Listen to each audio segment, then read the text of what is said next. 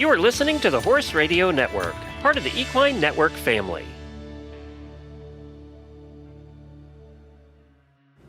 This week's episode is part of a 4-part series for our Mental Health Awareness Month taking place in February, which will provide information on the many ways horses can help us heal. In this week's episode, Touched by a Horse owner Melisa Pearce takes the reins to talk a little bit more about horses and their healing abilities. Melisa is a teacher, author, psychotherapist, and a pioneer in the field of human-horse healing. Over the last 3 decades, she has helped and coached others in her private psychotherapy practice and partnership with horses. This partnership with horses led her to create the Equine Gestalt Coaching Method.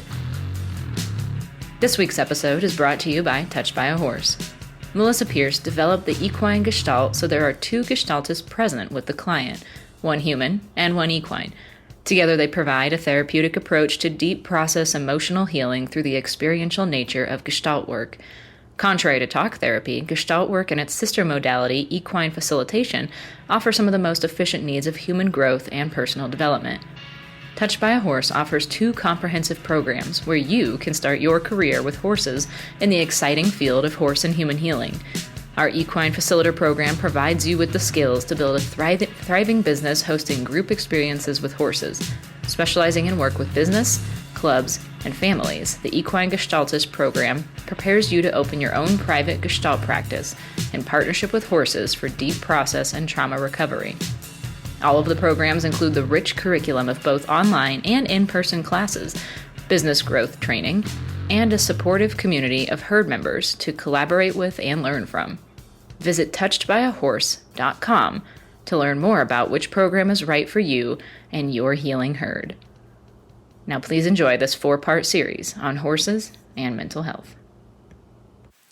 Hey, it's Melissa, and I'm so glad to be back with you today. I've really enjoyed sharing this series on mental health with Horse and Rider and all of the Ride listeners. You know, as a psychotherapist and as a everyday practitioner and horseman, I will tell you there are some things that come up time and time again with clients that I think bear repeating for mental health processes. You know, one of those really is our language, how we speak and how we address situations with our horse and with others. And I'm going to say it can come down to something called I versus you. So it's taking responsibility for our own truth, for our own experience, for who we are, and for how we roll in the world. So let's say that you are sideways with your trainer. Let's just say that you have hit an impasse and you feel that you're not getting along and you're sideways with the person. Well, some people decide, I'll just fire that trainer and get another one. And that certainly can be effective, and sometimes both sides decide that that's right for them. However, most of the time, it comes from 2 things: a lack of clarity about what you want, and then secondly, a needed degree from something I call MSU. Everybody needs to graduate from MSU, which is making stuff up, is what that stands for. So we begin to think in ways, in our mental health, in ways that take a situation that could be easily resolved with a clear conversation and turn it into an opportunity for our imagination to say, well, I bet they think this, and I bet they're feeling this, and I bet they're planning that. You don't know. Until you have the open, authentic conversation, you do not know. And that's the truth of it. You don't know what the other person's thinking, what they're feeling. And if you catch yourself saying, oh, yeah, I do. I know what they're thinking. I've seen them do it before. I know they said this or that. Please know you're in a tailspin. You honestly don't know. So the I versus you difficult conversation can be first to find a place where you and that person, whether it's another boarder, it's a trainer, it's your spouse about not wanting to keep a horse, you find a time what we think of as kind of a right moment, a moment when you're not overtired, they're not overtired, nobody is going to be entertained by the conversation, it's the 2 of you. and you make a clear request. Secondly, you think, what is your desired outcome of the conversation? Prior to asking for the connection and conversation, what do you want the outcome to be? Do you want to leave this trainer? Is that your desired outcome? Then probably less is more. Go ahead and cut the contract and go. Or do you want to find a better way for the two of you to work together, or a way that that trainer hears how you're feeling, what you're thinking in the mix when you're not feeling heard? So what is your desired outcome? That you can reach a better understanding together, that you can reach some sort of better understanding and clear communication, or that is your desired outcome that they know just how mad you are, or they feel bad about themselves? Are you wanting them to feel bad about themselves? Where are you coming from? What's your target? Where are you coming from? Hopefully, once you go through that process, you can come to a healthier and better place, a place that says, my desired outcome is that we get along closer to how we got along in the beginning, that we clear the air, and we have a really positive relationship going forward. So if that's your desired outcome, you need to use language that matches that, right? Knowing that before you go in and before you request the conversation can really help. Secondly, if you use I language versus you language, you're going to get a lot further down the road. You might have to actually rehearse this a little bit in your car or in your bathroom or someplace where you can get some space. You might have to actually rehearse it and listen to yourself. Let's say in a fake scenario that the trainer said something that you felt was a put down. They said something kidding around, but you were hurt by it and you felt attacked, okay? So you felt put down by them. And maybe even it was in front of people. So tough scenario. They kid around a lot. They don't always watch their P's and Q's when they're joking around. And so you see that as kind of how they move in the world. And you recognize when you think about it that for you, it doesn't fly.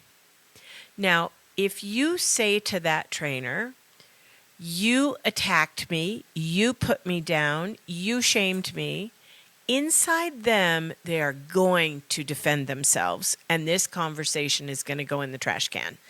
So if somebody says to us, you do this, you do that, you do this, you do that, it is very natural for the other person to feel attacked and want to defend themselves, and they will. They'll grind their point in tighter. They will anchor into their bad behavior more, right? You could start out in I language, which is, thank you for this time to talk. I feel sensitive and I feel hurt when anyone jokes around with me in a way that really I take personally.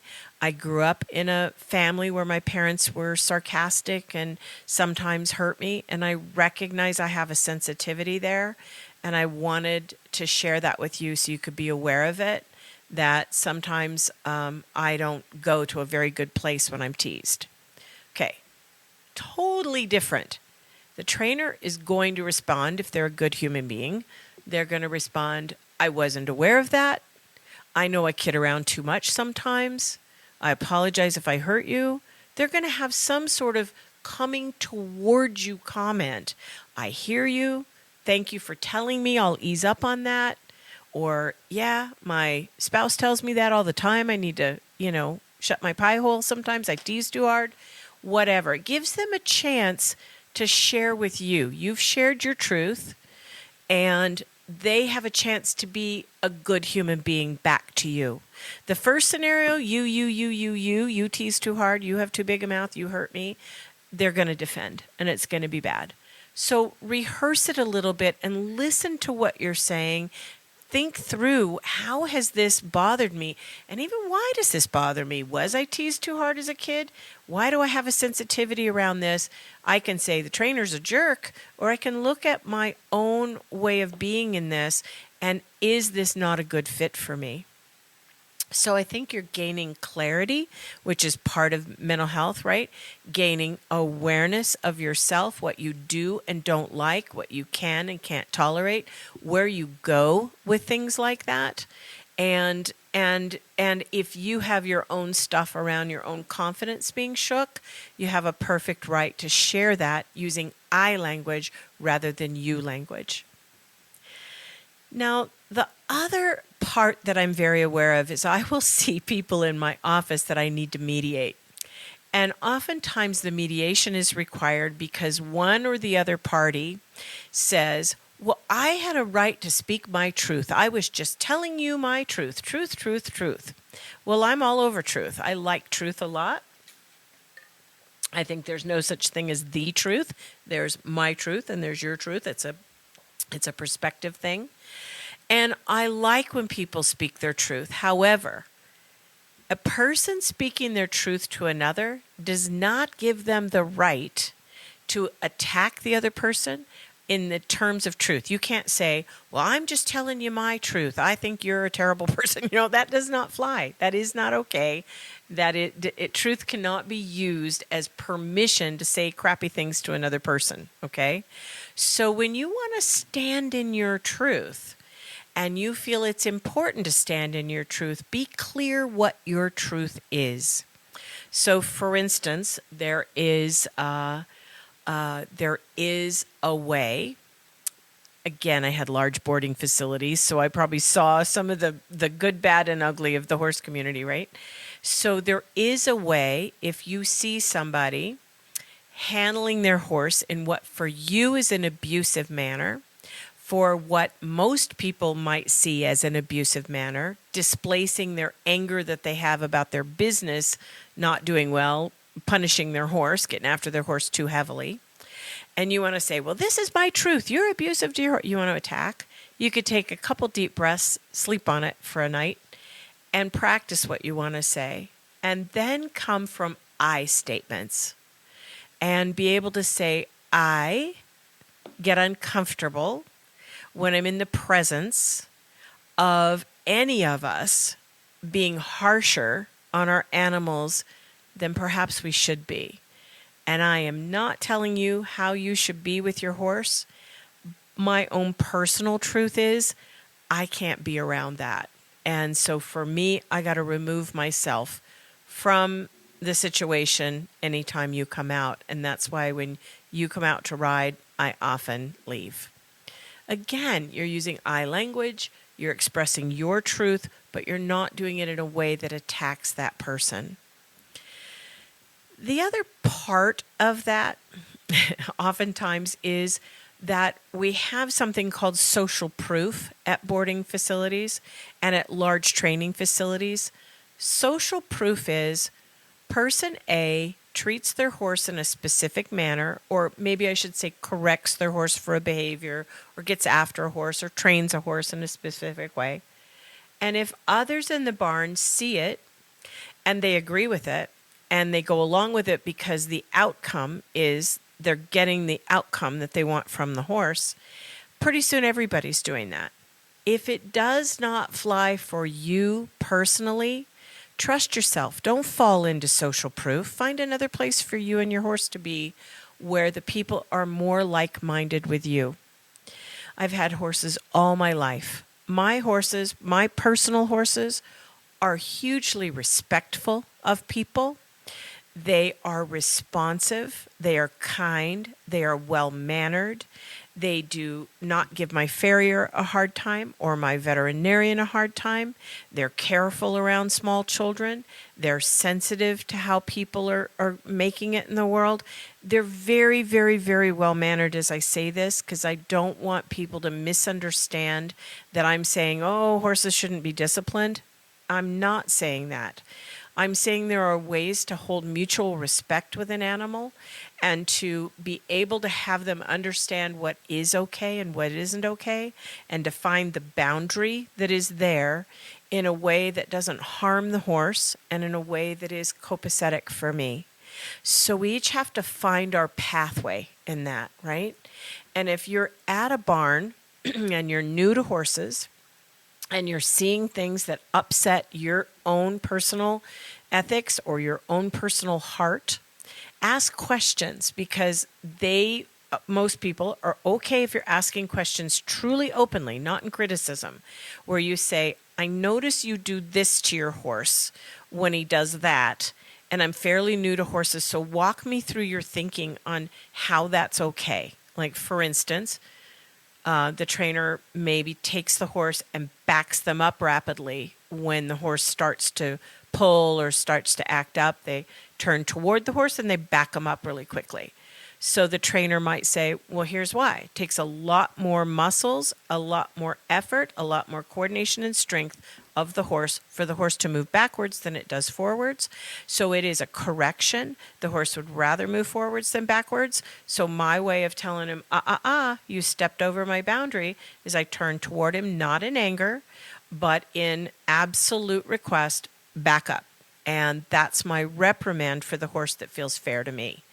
So now you learned something, and now you got something, and you go, oh, I get that. I get that. The key, not in anger, but in calmness, making them do that. That's something that a novice can learn that can be very valuable. If you see another person taking a whip to a horse and backing them up because they're hitting them across the chest, some trainers could defend that to you. If that goes across your sacred boundaries, it may not be the environment for you. So I'm suggesting, rather than letting your mental health go down the drain, to figure out where's your personal line, where's your personal markers, and then know those are your boundaries. And remember to ask questions, because you know your desired outcome is to feel safe around your equine partner, to be understood by your equine partner, to have mutual respect with your equine partner, etc. And all of that comes from us really paying attention and learning in the highest and best way.